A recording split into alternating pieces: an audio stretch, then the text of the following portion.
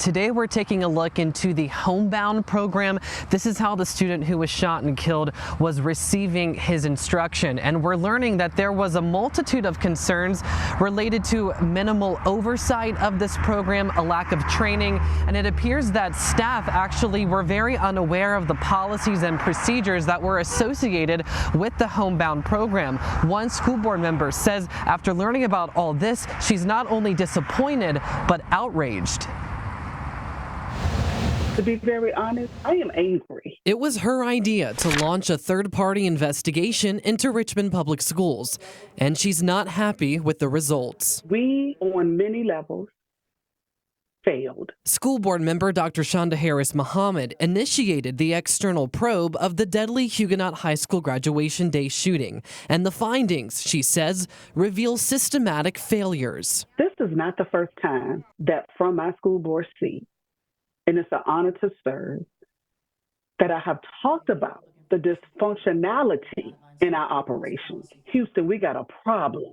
As you may know by now, the report shows numerous school staff were aware of significant threats against Shawn Jackson, the graduate who was killed.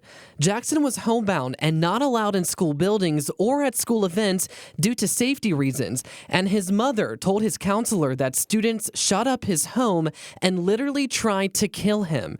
However, the counselor allowed him at the graduation anyway, against required authorizations and without conducting a threat assessment. Had we done what we were supposed to do, and it started with a threat assessment, I don't know. Maybe it wouldn't have happened. Right. The counselor says she was not aware of the proper homebound processes for permitting Jackson to walk at graduation and was never trained on homebound policies. Furthermore, the investigation found that central office leadership and building staff all had different views on whether they had to strictly follow the homebound policy, and that probably zero principals had ever even read the homebound handbook. Training issues and minimal oversight were problems identified with the program, and the structure of it complicated Jackson's achievement and services. Overall, investigators said his homebound process was confusing and inefficient. As a parent, I've questioned the homebound program as it was challenging. You're supposed to avoid all school property. Any RPS property, you're supposed to avoid that. And because stuff like this gets slipped through the cracks, there's an issue there. LaKeisha Williams is an RPS parent and teacher and says the district's operational functioning has always been a challenge. Well, sometimes you know that the systems exist. The issue comes along when you know who to answer to when it's time to implement those policies and procedures. Majority of the time they're there. They're somewhere in a handbook. They're somewhere, you know, where administration can respond to it. But when you come to look into the fact of, you know, who do I answer to next? They can't tell you. And it would appear that the Virginia Department of Education, which has an existing improvement plan with the district, would agree.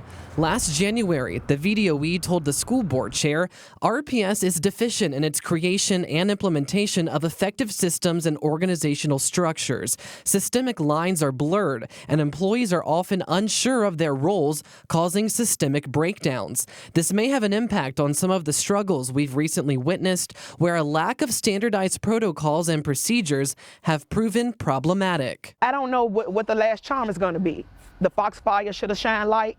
You know, we've dealt with the mold issue, and now we have a murder of blood on our hands. That's a problem for me. That's a problem. And board member Harris-Muhammed says she does believe the public was initially misled about RPS's handling of the situation. She expects to address accountability measures in closed session when the school board meets again on Monday. In Richmond, I'm Tyler Lane, CBS 6 News.